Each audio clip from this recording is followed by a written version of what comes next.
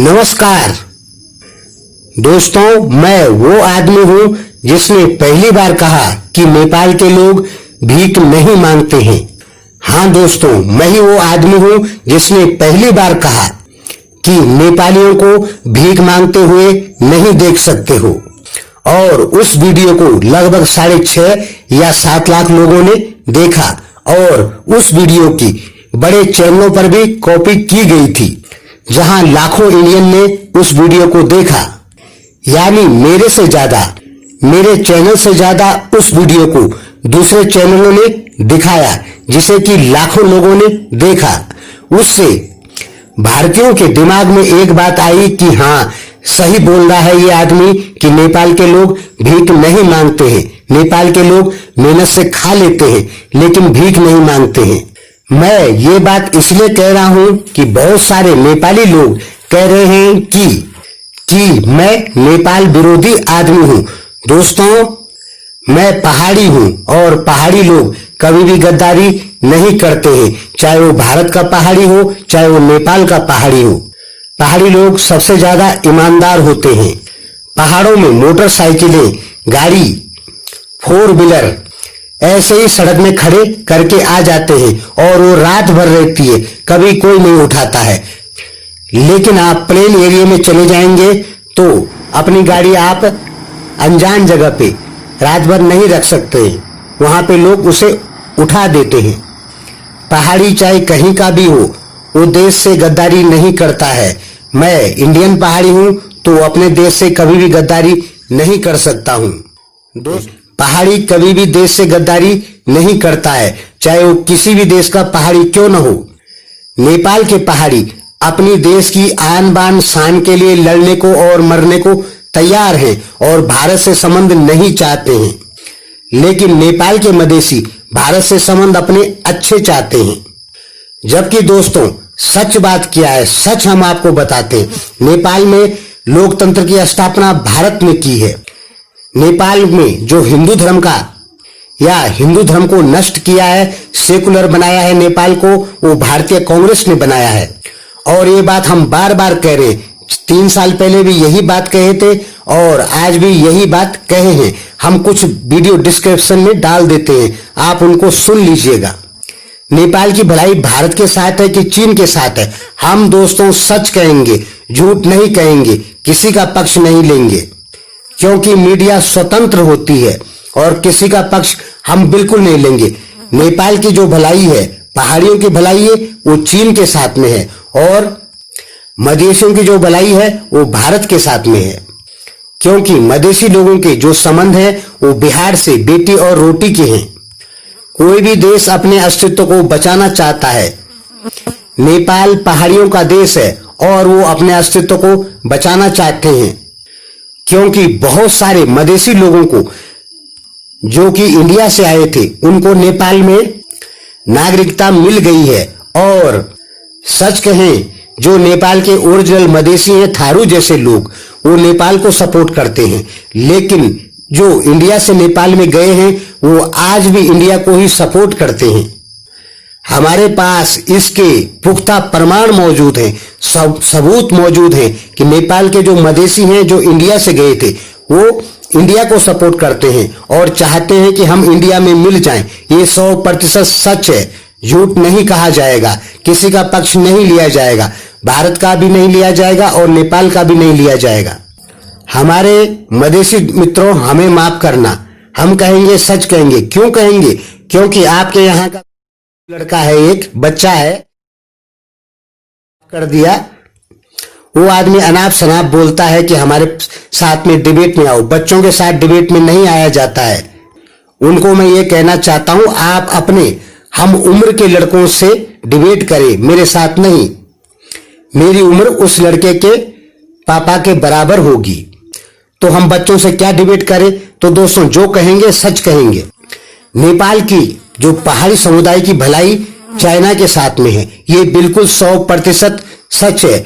और मदेशियों की जो भलाई है वो इंडिया के साथ में। हालांकि ऐसा नहीं कह सकते हैं कि नेपाल के पहाड़ी लोग अब मदेशियों को नुकसान पहुंचाएंगे। वो मोनार्की का समय दूसरा था, अब लोकतांत्रिक नेपाल हो चुका है। वो नेपाली पहाड़ी चाहते हैं कि मदेशी हमारे साथ मिलकर रहे, लेकिन मदेशियों में कुछ गद्दार ऐसे हैं जो भारत का सपोर्ट कर रहे हैं, नेपाल का सपोर्ट नहीं कर रहे हैं। देश से गद्दारी ठीक नहीं। हम भारतीय हैं और मैं भारत का पहाड़ी हूं। नेपाल से मेरे व्यक्तिगत रिलेशन है, लेकिन जिस दिन भारत नेपाल की लड़ाई होगी, हालांकि ये कभी नहीं होगा, लेकिन एक हम उदाहरण ले रहे हैं, अगर हो गई तो मैं भारत की ही तरफ से लड़ूंगा, क्योंकि मैं पहाड़ी हूं और पहाड़ी कभी भी देश से गद्दारी नहीं करता है। चाहे वो नेपाल का पहाड़ी हो, चाहे वो भारत का पहाड़ी हो।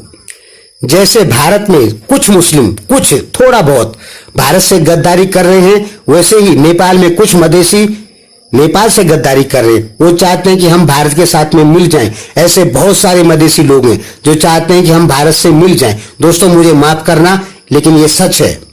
और नेपाली पहाड़ियों को अपना अस्तित्व बचाना है, क्योंकि नेपाल किरात काल यानी 5500 साल से ही स्वतंत्र बना हुआ है। नेपाल ने अपनी भूमि भले ही दे दी, लेकिन अपने पे अधिकार नहीं होने दिया बाह्य शक्ति का।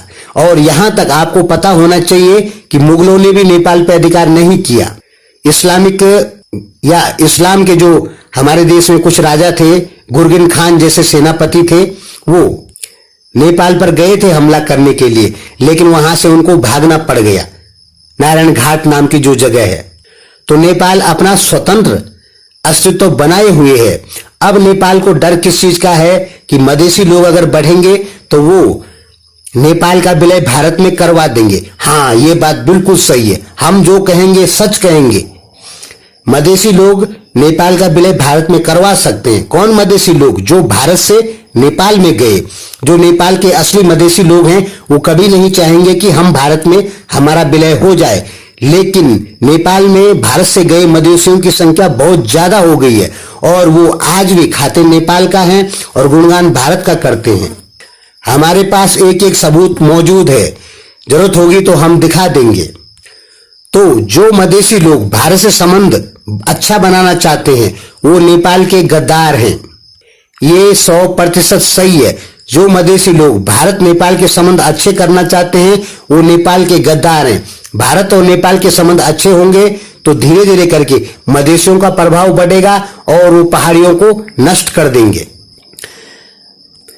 पहाड़ी सभ्यता को खत्म कर देंगे, पहाड़ियों की ईमानदारियों को नष्ट कर देंगे, पहाड़ियों की बहादुरी को नष्ट कर देंगे। फिर वो पहाड़ियों को भी अपने जैसे बना देंगे। एक बेईमान, आपको पता है कि बिहार में पटना जाओ, उत्तर प्रदेश में लखनऊ जाओ, आप वहां से कोई भी मशीन खरीदें और आप उसको पेटीएम से पेमेंट करते हैं तो वो लोग आपको मशीन नहीं भेजेंगे और पैसा भी खा जाएंगे। इतनी बेईमानी चलती है उत्तर प्रदेश और बिहार के सिटियों में। हमारे उत्तर प्रदेश और बिहार के दोस्त हमें माफ करें, लेकिन दोस्तों ये सच है, आपकी जो सिटियां हैं बड़ी बड़ी, वहां पे बहुत ज्यादा बेईमानियां होती है, लेकिन नेपाल में ऐसी बेईमानी नहीं होती है। तो जो नेपाल के बाहर से यानी भारत से गए हुए मदेशी लोग हैं वो नेपाल का अस्तित्व बिल्कुल खत्म करने के लिए उतारू हो चुके हैं। जो मदेशी भारत से अच्छे संबंध चाहता है वो नेपाल का गद्दार है, क्योंकि इंडियन कांग्रेस पार्टी ने नेपाल के या इंडियन कम्युनिस्टों ने नेपाल के हिंदू किंग जो मोनार्की थी उसको खत्म किया वहां पर और नेपाल को एक सेकुलर देश बनाया। हालांकि उसमें हिंदूवादी जो संगठन थे उनका कोई हाथ नहीं है, लेकिन भारत में कुछ पार्टियां ऐसी है जिन्होंने नेपाल की मोनार्की खत्म की, अंतिम हिंदू राजा को खत्म किया और नाम ले लिया चाइना का। चाइना तो उसमें इन्वॉल्व ही नहीं है, चाइना तो 2014 के बाद नेपाल में इन्वॉल्व हुआ। अब हमारे भारतीय मित्र हमें गाली देंगे, लेकिन दोस्तों ये सच है, क्योंकि भारतीय लोग नहीं जानते हैं नेपाल से हिंदू राज को खत्म करवाने में भारत की कुछ पार्टियों का बहुत बड़ा हाथ है। और इसको मैं विस्तृत नहीं बताना चाहता हूं, क्योंकि इस पे मैं ऑलरेडी बहुत सारी वीडियो बना चुका हूं। आपको जरूरत होगी तो बताना। तो हम क्या कह रहे थे कि नेपाल के जो पहाड़ियों की भलाई है वो चाइना के साथ में क्यों है, ये समझे। देखिए, भारत नेपाल में विकास नहीं कर सकता है। इसलिए नहीं कर सकता है, जो सच बात है वो इसलिए नहीं कर सकता है कि भारत के अपने ही बहुत सारे राज्य जो हैं वो अभी तक विकसित नहीं हुए हैं। तो नेपाल का विकास कैसे करेगा? हाँ, नेपाल के लिए भारत सरकार हर साल बजट जब पेश करती है तो कुछ न कुछ धनराशि जरूर देती है, लेकिन उतनी धनराशि से नेपाल का विकास नहीं होता है। और आपको पता होगा कि चीन के पास पैसा है। अब वो अपने स्वार्थ के लिए करे या कैसे भी करे, लेकिन वो नेपाल में विकास कार्य कर रहा है। नेपाल में लोकतंत्र को चीन नष्ट कर रहा है। लोकतंत्र यदि नेपाल में नष्ट हो जाता है, कम्युनिस्ट शासन आ जाता है, तो वहां पर एक चीज सबसे पहले होगी। लोकतंत्र की आड़ में क्रिश्चियन एनजीओ नेपाल में बहुत ज्यादा बन गए। उन्होंने लगभग 10,000 से ज्यादा मस्जिदें खोल दी सन 2000 से, और 2020 तक वहां पे, यानी लोकतंत्र यदि नेपाल रहता है तो धीरे धीरे नेपाल का ईसाईकरण होता जाएगा। नेपाली जनता बेवकूफ नहीं ना है। पहाड़ी लोग जो एमसीसी का विरोध कर रहे हैं कुछ सोच समझकर ही कर रहे हैं। और ये मैं भी मानता हूं कि एमसीसी यदि पास होती है तो नेपाल कहीं ना कहीं अमेरिका के प्रभाव में आएगा। हालांकि अमेरिका नेपाल का ईसाईकरण बिल्कुल नहीं कराएगा, लेकिन उसकी आड़ में वेटिकन सिटी के कुछ एनजीओ वहां घुस जाते हैं, और तब ज्यादा घुसेंगे और वो एक तरफ से ईसाईकरण करवाना चालू कर देंगे। और यदि चाइना के प्रभाव में नेपाल रहता है तो चाइना का साफ कहना है, एक चीज आप निश्चित समझना, चाइना हिंदुओं का दुश्मन कभी नहीं था और न बौद्धों का दुश्मन है। हालांकि चाइना ने बौद्ध मंदिर भी नष्ट करवाए, हिंदू मंदिर भी बहुत सारे नष्ट करवाए। वो इसलिए कराए क्योंकि वो एक चीज कहता है कि धर्म के नाम पे झगड़ा होता है, और धर्म ही नहीं रहेगा तो झगड़ा क्यों होगा, जनता प्यार से रहेगी। अपने उसके भी कुछ सिद्धांत ठीक हैं, क्योंकि भारत में यदि मंदिर मस्जिद नष्ट हो जाते हैं और धर्म नाम का कुछ नहीं रहता है तो लड़ाई झगड़ा खत्म। ये भी कहीं सही है, लेकिन ये भी सही है कि धर्म का होना जरूरी है। वो हमारी अपनी सभ्यताएं हैं। चाइना ये नहीं कहता है कि आप मंदिरों को नष्ट कर दो। चाइना कई हजार साल से हिंदुओं के बगल में रहता है, जिससे चाइना को कभी कोई खतरा नहीं हुआ। अब नेपाल में या भारत में हिंदू खत्म हो जाते हैं तो सबसे ज्यादा नुकसान चाइना को ही होगा। अगर भारत पूरा ईसाई कंट्री बन गया तो चाइना को सबसे ज्यादा खतरे होंगे, क्योंकि ईसाई देश बनेगा तो पूरा यूरोपियन यूनियन का साथ देगा, अमेरिका का साथ देगा, जिससे चाइना को नुकसान होंगे। तो चाइना कभी नहीं चाहता है कि भारत से हिंदू खत्म हो जाए, क्योंकि जब तक भारत में हिंदू है तब तक चाइना को यह पक्का है कि भारत से हमें नुकसान नहीं होगा। आप इस चीज को देखें। मुझे जो लगता है कि नेपाल की जो भलाई है वो चाइना के साथ में है, क्योंकि भारत में अगर मोदी सरकार है तो नेपाल की भलाई भलाई है। हालांकि नेपाली लोग उस चीज को नहीं समझते हैं। नेपाली लोगों को लगता है कि काला पानी और लिपुलेख पे मोदी ने कब्जा किया। वो पहले से ही कब्जा हो चुका है, ठीक है, 1860 से ही हो चुका है। मोदी सरकार ने केवल और केवल रोड का उद्घाटन किया, इसके अलावा कुछ नहीं किया। मेरा जो अपना मानना है कि मोदी सरकार नेपाल के लिए फायदेमंद है। हालांकि नेपालियों को दुश्मन लगती है, वो बात अलग है। यानी आप समझें कि भारत में हिंदू हैं तो नेपाल के लिए फायदेमंद है, लेकिन भारत के हिंदुओं में सेकुलर हिंदू ज्यादा घुस गए, और वो सेकुलर हिंदू नेपाल की सभ्यता को बर्बाद करने पर तुले हुए हैं। चीन नेपाल की सभ्यता को बर्बाद नहीं करना चाहता है। नेपाल को सेकुलर देश यानी हिंदू राष्ट्र का जो नेपाल का दर्जा था उसको भारत की कांग्रेस और अमेरिका हटाया है, चीन नहीं हटाया है। और ये बात मैं कई बार कहता हूं कि चीन ने नहीं हटाया। अब भारतीय लोग इस बात पर मुझे गाली दे देते हैं कि तुम झूठ बोल रहे हो। दोस्तों, एक एक नेपाली को आप पूछ लो कि नेपाल से हिंदू राष्ट्र का दर्जा किसने खत्म किया। हालांकि प्रचंड ने किया 2/3 बहुमत से, लेकिन उसके पीछे पावर भारतीय कांग्रेस और अमेरिका की काम कर रही थी, चाइना की नहीं। चाइना नेपाल को सेकुलर कभी नहीं बनाएगा। चाइना तो सेकुलर और लोकतंत्र का सबसे बड़ा दुश्मन है। वो नेपाल को क्यों लोकतंत्र देश बनाएगा? लोकतंत्र यदि फायदेमंद है तो वो नुकसानदायक भी है। अभिव्यक्ति की स्वतंत्रता जब मिलती है तो अलग अलग देश की मांग लोग करने लग जाते हैं। हालांकि देश इसलिए नहीं टूटता है क्योंकि सरकारें बदल जाती है, जनता को गुस्सा आता है तो सरकार को हटा देती है। इसलिए लोकतंत्र देश बच जरूर जाते हैं, टूटने से बच जरूर जाते हैं, लेकिन देश में भ्रष्टाचार बढ़ जाता है। नौकरशाही बढ़ जाती है, रिश्वतखोरी बढ़ जाती है, क्योंकि लोकतंत्र की आड़ में कोई कुछ भी कर देता है। कम्युनिस्टों में ये नहीं होता है। कम्युनिस्टों का एक अच्छा सिद्धांत है, कम्युनिस्टों के कुछ अधिकारी बेईमानी कर सकते हैं, लेकिन पूरा देश ही बेईमानी नहीं कर सकता है। जैसे चाइना में 8 करोड़ कम्युनिस्ट के लोग हैं, ये तो बेईमानी कर लेंगे, लेकिन पूरा चाइना की जनता बेईमानी कर ले ऐसा संभव नहीं है। लेकिन भारत में 130 करोड़ लोग हैं और उनको कोई भी ठेका सरकार की तरफ से दिया जाएगा तो उसमें ही वो बेईमानी कर लेंगे। हमारे पास इसके भी प्रमाण हैं। तो दोस्तों, नेपाल की जो भलाई है वो चाइना के साथ में इसलिए साफ और क्लियर है। जो मधेसी लोग भारत से संबंध सुधारना चाहते हैं वो नेपाल के गद्दार हैं। मेरे व्यक्तिगत रिलेशन नेपाल से हैं और मैं कभी नहीं चाहता हूं कि नेपाल भारत के संबंध बिगड़े, लेकिन मैं देख रहा हूं यदि भारत नेपाल के संबंध दिन प्रतिदिन अच्छे होते हैं तो धीरे धीरे मधेसी समुदाय का प्रभाव इतना बढ़ेगा नेपाल में कि पहाड़ियों का अस्तित्व खत्म हो जाएगा। इसलिए नेपाली लोग विरोध कर रहे हैं भारत का और चीन का सपोर्ट कर रहे हैं। नेपाली लोग चीन का सपोर्ट नहीं करते हैं, पर उनको भी अपना एक विकल्प चाहिए। इसलिए नेपाली पहाड़ियों को लगा कि यदि हम भारत के साथ ज्यादा टचिंग में रहेंगे तो हमारा अस्तित्व समाप्त हो जाएगा। इसलिए वो भारत से अलग होना चाहते हैं। हालांकि चाइना भी नेपाल के लिए कहीं ना कहीं नुकसानदायक है, लेकिन इतना जरूर है कि चाइना बहुत बड़ा देश है और नेपाल एक छोटा सा देश है, यानी चाइना नेपाल के ऊपर उतना नुकसान नहीं करेगा।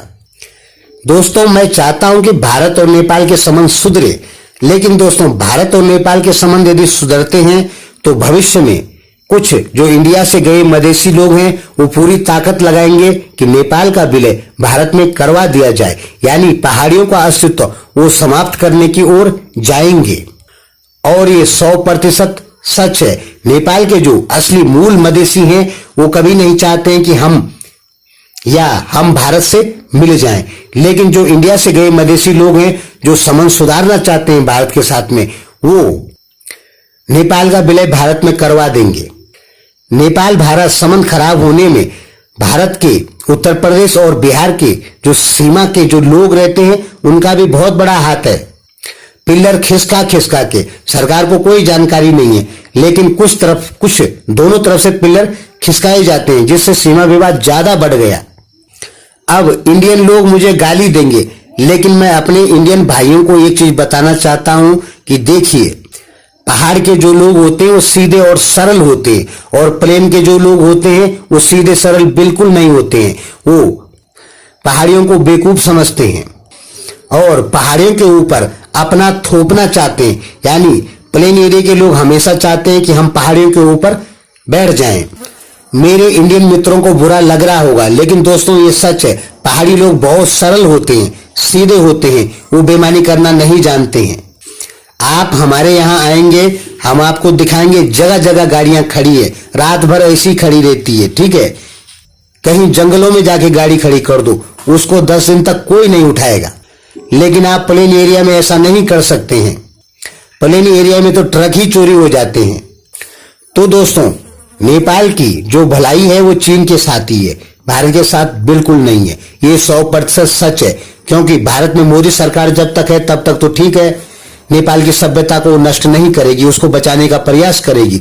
लेकिन भविष्य में यदि जैसे पहले कांग्रेस सरकार थी, उसने नेपाल की सभ्यता को नष्ट करने की पूरी कोशिश की, हिंदू सभ्यता को, और भविष्य में यदि सेकुलर जो लोग हैं उनकी सरकार आ गई तो वो पूरी तरीके से नेपाल की सभ्यता को नष्ट कर देंगे। क्रिश्चियन एनजीओ से मिलके जो वेटिकन सिटी के द्वारा चलाए जाते, जब वो अपने देश को ही नहीं बख्श रहे हैं, भारत में ही जगह जगह ईसाईकरण कर रहे हैं, तो नेपाल को क्या बख्शेंगे।